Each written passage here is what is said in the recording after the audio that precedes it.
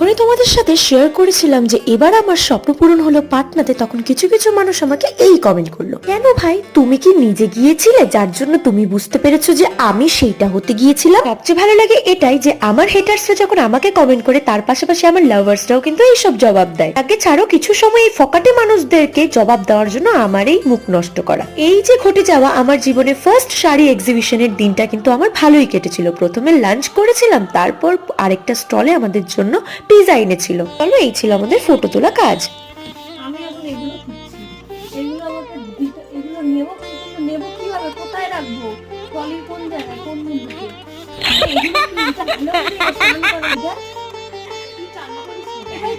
আমি চান করি না। কি করছে? ভালো হবে।